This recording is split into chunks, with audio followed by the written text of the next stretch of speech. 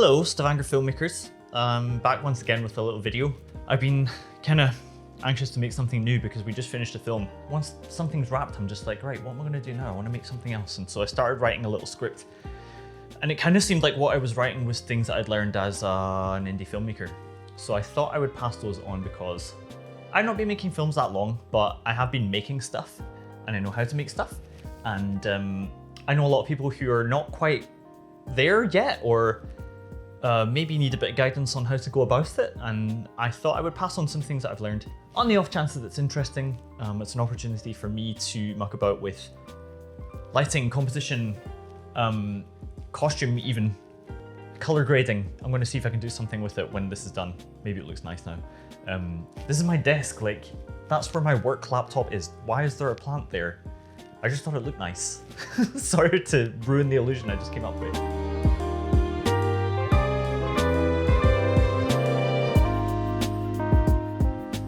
Step number 2, I'm already running out of places I can make look interesting in my flat. I think that's probably down to my own skills and not really the flat's fault though. I bet in future I find even more interesting angles. I think you should try out everything. Lots of people tell me what they think their specialty is. I'm an actor, I'm interested in the camera work, those are the most common ones. But I would urge people to try out all kinds of stuff because I think they might find that they have skills in different arenas that they hadn't expected. If you're an independent filmmaker, you give yourself so much more flexibility if you have just a little of lots of different skills so that you can make something happen without necessarily needing other people. I think that a point I'm going to go on to make is that there's lots of obstacles involved in filmmaking, and it's very important that you don't give yourself any, because there are plenty in the world. And one such is limiting yourself by saying, I am this type of person, this is the thing that I'm interested in, therefore I will not listen to you explain something else. I mean, here right now, I'm messing around with all the camera settings myself. I'm doing the audio, I'm doing the video, and this has meant that there's certain scenes that in our films that we've had to make that we could only make because I had a little of lots of different skills and I could use them all at once. And so it creates opportunities for you. Even just knowing very basic things, you can make something great, I think. It's funny because Juan and I, we really like Drag Race, and in Drag Race they have to make their own, they have to do their own face makeup. They have to do their own face. They have to put on their own makeup. They have to make their own costumes sometimes. They have to dance and sing, and that's acceptable in the world of drag, but apparently in film it's just like, no, I do the cinematography and I will not try anything else, and that's acceptable. And I don't know why. I think we should be more like the fabulous queens on Drag Race and have many different skills. And then we can show them all off, and isn't that fun? It's funny because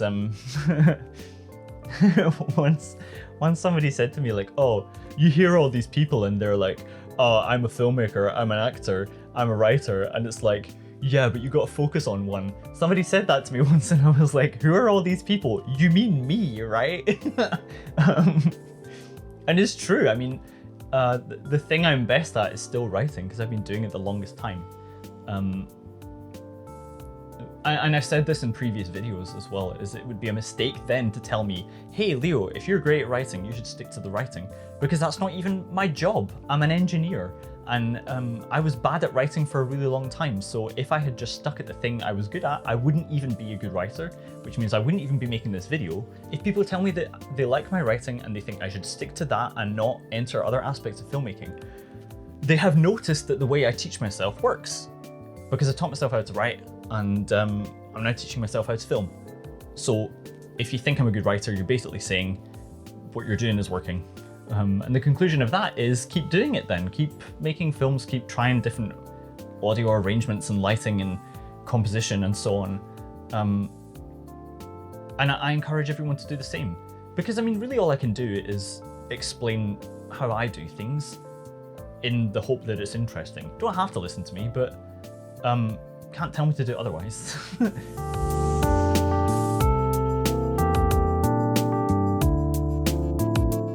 So, third interesting place I could find. Let me tell you that I'm now 2/3 through this video. It's not at all going the way I thought it would. I feel a bit silly talking to myself alone in my flat. But I'm not going to say that because I feel silly, it is silly. And I'm going to make sure that you see this somehow. So I'm going ahead with it. This is one that will save you a lot of time, which is to make sure that things are fit for purpose. I was talking last time about how you should try and develop lots of different skills, and that will help you to be very lean about who you have on set and why you have them there. Lots of people say, I'm not going to start until I have such and such an assistant or such and such a manager, without wondering whether or not they can get away with making something without somebody in that role. And if you have that attitude, an opt-in attitude it's sometimes called, where it's like you start with nothing and then you add only what you need, then you can move really quickly, which is really important in indie filmmaking because you're working with the little bits of time that people can give you. And you need to be able to be way more efficient, I suppose, than you would be if you were lucky enough to have like 50 people in your employ and you had them for 2 definite weeks. We've never had a situation like that. So it's particularly important in indie filmmaking to opt things in and try and do without, if possible.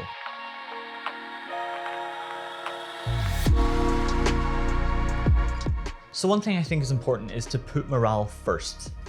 Lots of people are not really clear on why somebody would help them make a film. If you're doing something at our low to no budget range and you're inviting amateurs to hang out with you and point a camera for the first time or try sound or something, you got to ask yourself why they would do that. Why would they bother? And I think lots of people think the answer is that it's good for their CV, or it might turn into something interesting eventually. Like it might be a credit that they want further down the line. But you don't know that. You don't know that at all. Generally speaking, I think that the reason to do anything is for the experience of it, or it should be. And so I think keeping a good morale on set is really important, making sure that people have a good time. That you can guarantee that they'll have a good time. You can offer somebody something to do that day that gives them purpose, that feels meaningful to do. That you can 100% guarantee, and that I think you should focus on providing. Because all this other stuff about, this is going to be a difficult experience for you, but it might be in the service of something great later, feels like an excuse for people to not treat the people they're working with really nicely. Probably they do that because they're scared. I mean, a lot of my points have to do with the fact that people are scared, and I understand that they're scared. I mean, I haven't made a video like this in a long time, and I'm totally blanking every 2 seconds, like I'm cutting it out. But I'm a little bit scared making this also. You're going to judge my composition skills, like with this lovely plant that shines. I was watching Brene Brown's new show, and she said that people are feeling machines who think. And I think that's totally true, and is the best way to think of people in the way that will build the best relationships with them. And building good relationships with people and having a team that is loyal to you, as I will go on to say in other points, is like the most important thing you can be building.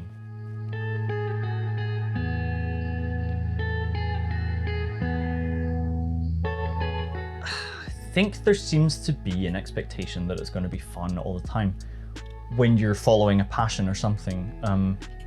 Anyone in any creative profession will tell you that there's days that they don't want to write or they don't want to paint or whatever, but perhaps you have to do it anyway. I mean, especially if there's money involved, but in the interest of getting things done, which this video is about, you might have to accept that it's work sometimes. We just finished up a film recently, and I don't think there was a single day that we went out to shoot it where I was like, hooray, I can't wait to leave the house and go do this, because I didn't feel like I knew what I was doing. And it's really cozy here. I've got my cat and I love to take naps, and those are like guaranteed enjoyable things. So if I wanted a guaranteed enjoyable experience, I definitely wouldn't film make. I think I would stay home. It's meaningful work, I think. It fills you with purpose. Fills me with purpose, at least. That's why I do it, I guess.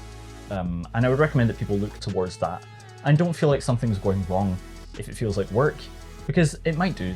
Not all aspects of it are enjoyable. I think that ties into what I was saying last time I was here, which is that you should try different professions, because I think people feel like, oh, this doesn't give me joy, therefore I shouldn't do it. And other people will tell you different, but I think that nothing I've done, profession, passion, otherwise, has been pure joy for me. There's always an aspect of work in all of it. It doesn't mean I don't do it. I'm doing it for meaning, I think. And meaning is sometimes work to achieve.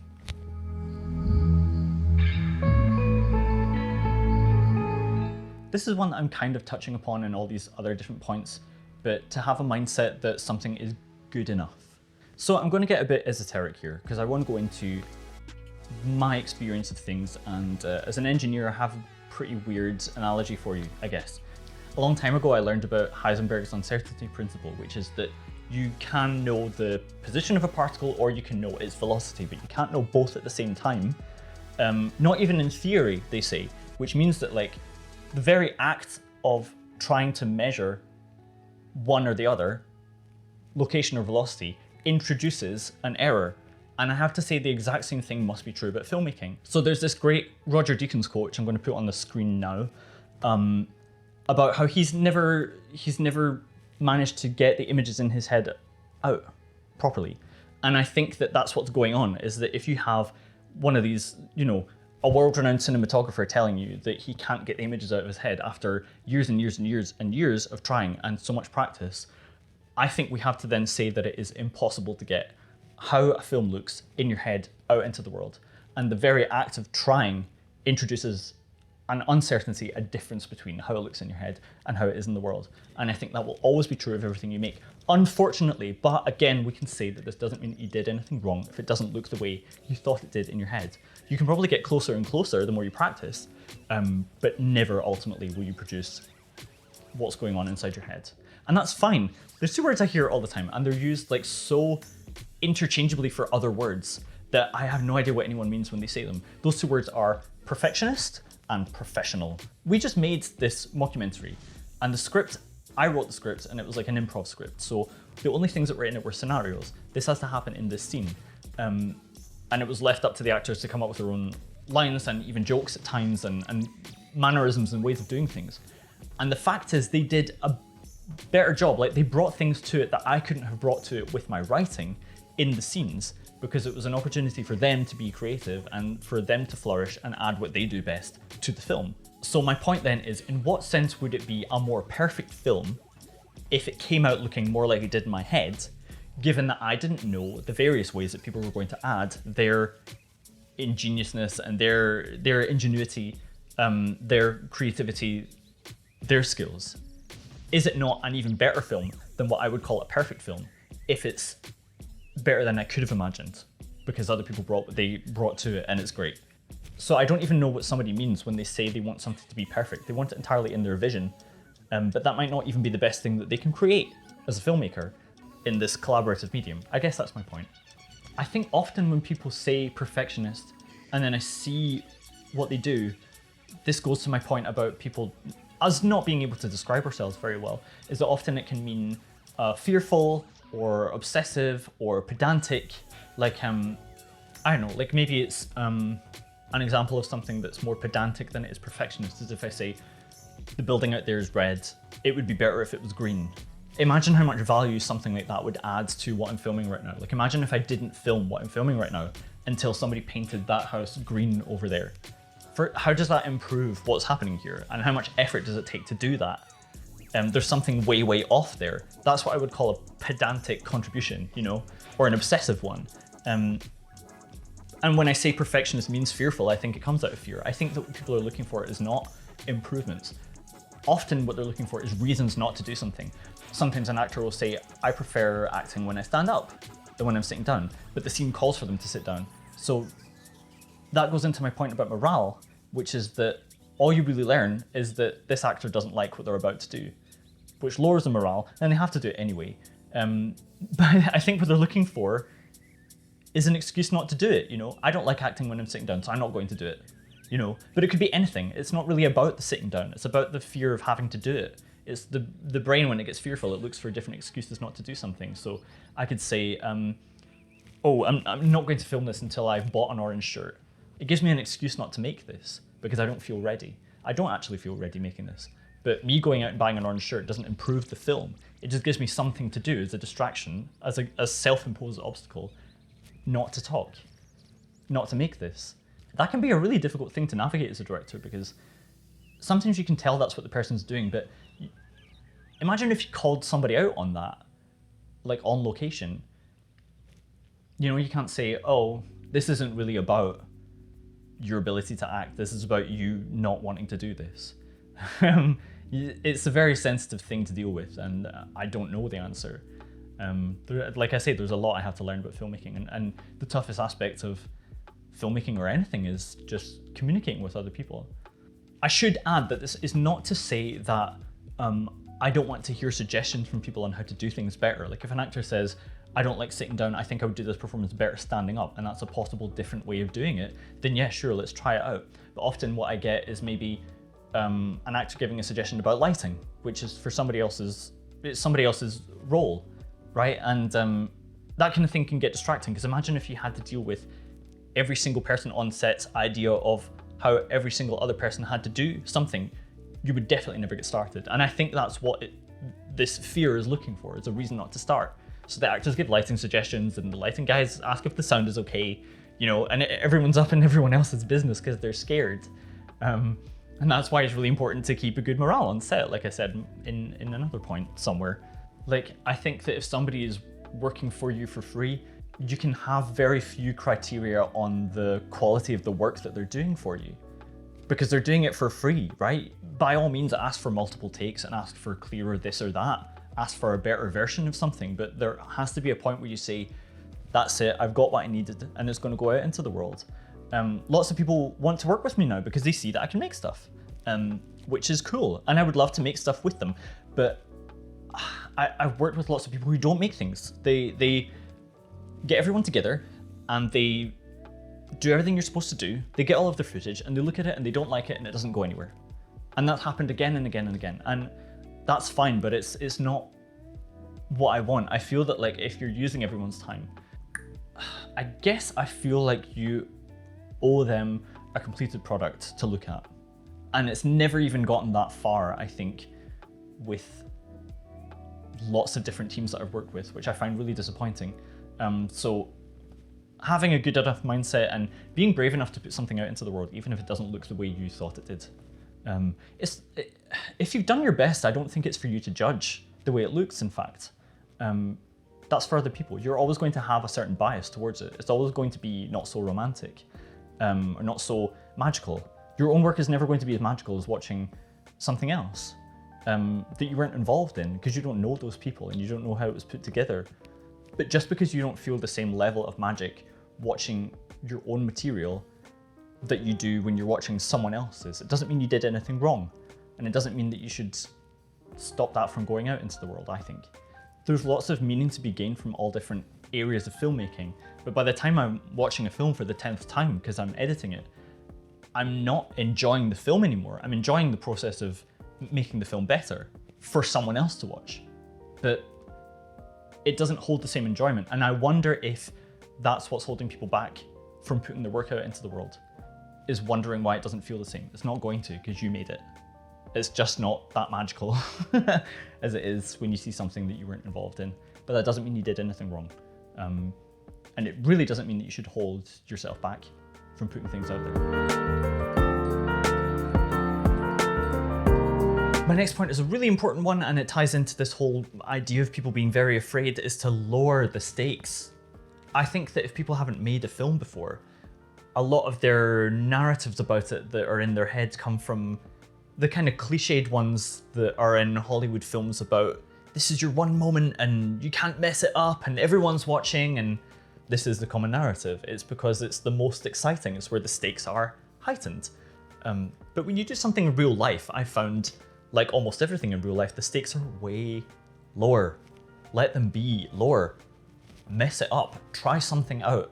What is the worst that could happen? There's not even anything wrong with asking that question. Lots of people can be superstitious about it.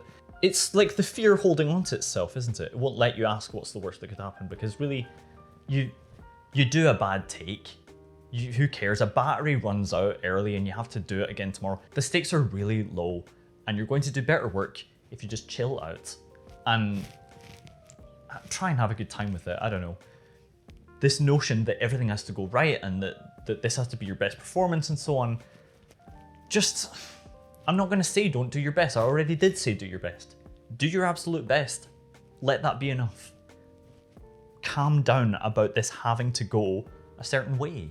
You know, this is probably why I put it in a video, is because I can say, try it out, you know, mess it up, and nobody's going to burst in the door and tell me, oh, famous last words, you can't say that, you know, wait till you see how bad it can get when you say this.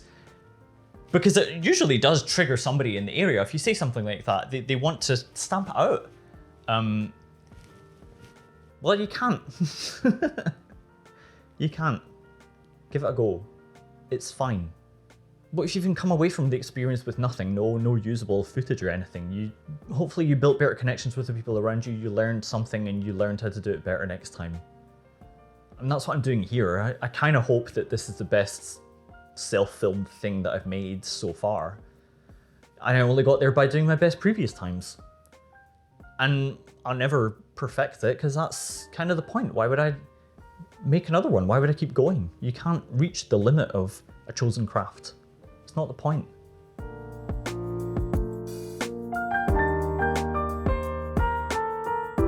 Essentially, it's weird that I'm giving all these points, because if my only point is to get something done, there is no trick to it. You just need to put the time in and it will exist. And there's no...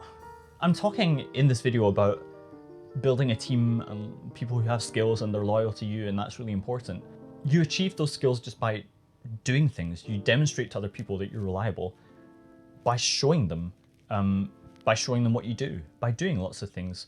Though lots of people try to shorthand that by describing themselves.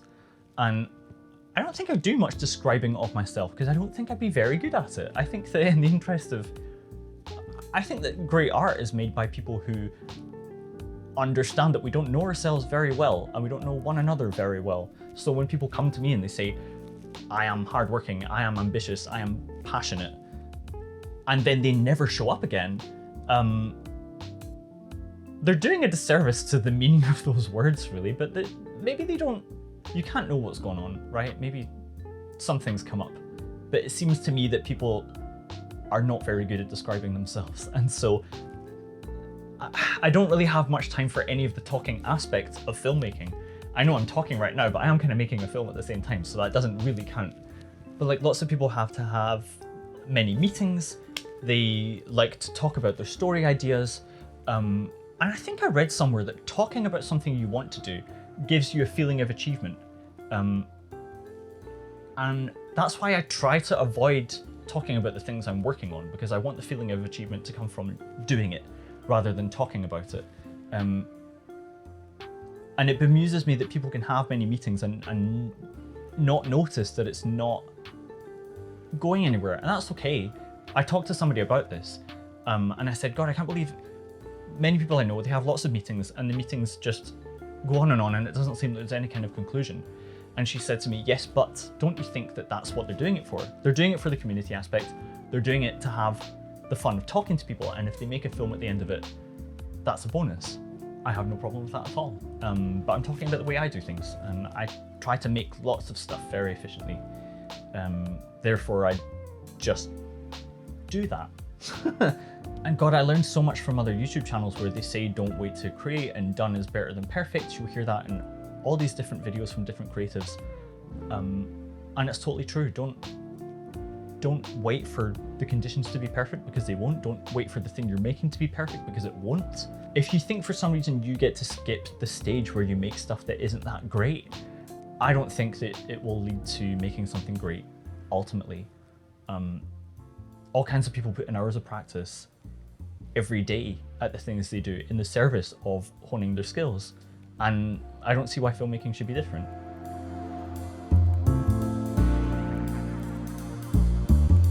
So this has been an imperfect look at how to confidently make imperfect things. I put a little note in the script where I can talk about how the experience of this went, and this is even more imperfect than I thought it was going to be. I feel so silly. I'm so not eloquent at all. I've had to record so many takes of different bits and cut them all together. God, there must be so many cuts in this thing. But I've given talks at the club, and it's just felt like, oh, I'm glad I got through that, and people tell me that they're really inspired. So I really hope that's what's happened here, is that I just feel like I've been rambling a little bit, but that it has actually been inspiring. That's my hope. But it doesn't feel that way. But I'm putting it out into the world anyway. And that's my lesson to you. So I'm practicing what I preach.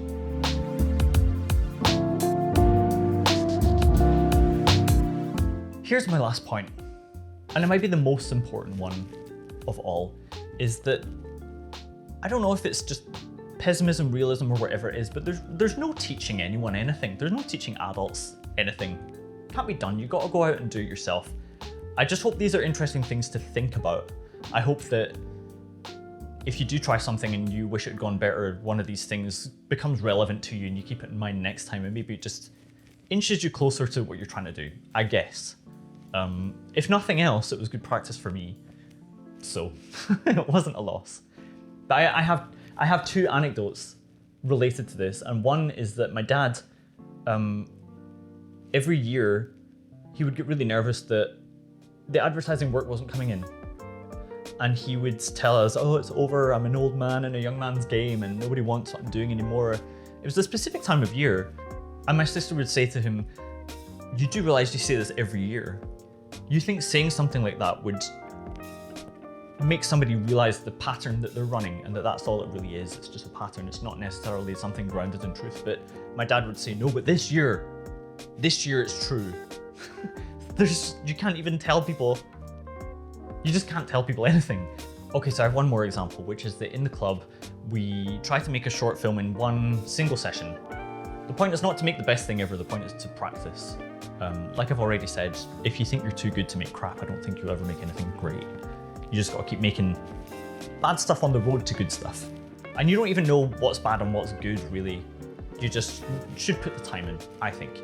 So we were making a film in this session, and I do it in one session because typically the same people can't show up, and life happens, and the first things to go are the commitments to like the free voluntary things that you do, and to the arts. Those things always go first when something comes up, right? So we have to just make the film and the session the best that we can.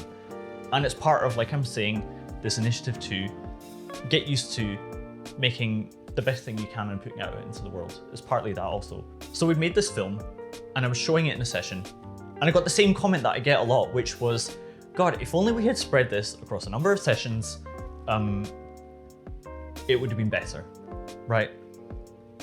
And I was watching the film theoretically with all the people who had been in it. So we filmed it one week, and then the next week I showed them an edit of it. And I got that comment, you know, it would have been better if we waited another week. But half the people weren't in the room because the buses were on strike. So if we'd waited another week, it would have been the week that half the people weren't there. And so I pointed this out and they were like, yeah, but still.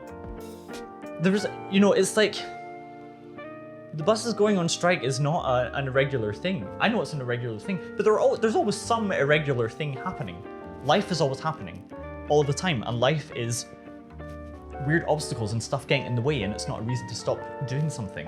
It just seems that compared to me, lots of people think they have more time than they have. I have my reasons for the way I think about that, but you should never really assume that if everyone showed up one day and you did your best, and you have something that's, I don't know, more than passable, you should probably take it, because I don't think you're going to get all those people in the same room again. If you're doing the kind of thing that we do, where we just rely on goodwill and we pay people in meaningful work, you have to accept what you're given, right? But like I say, examples in my life have told me that I can't pass this lesson on to anyone. So I don't really know what I'm doing. I'm just practicing, I guess. If you made it this far, thank you so much. If you haven't subscribed, please do. We'll be starting the club up again in August, which means that there will be lots more silly short films and lots more presentations given by all of us on different topics of interest, and I hope it's of interest to you. If you're in the Stavanger area, please come along, join our Facebook page, and you'll get to see where the events are, when they're happening, and so on. You'll get all the announcements. But yeah, that's all I've got for this video, so thanks for watching.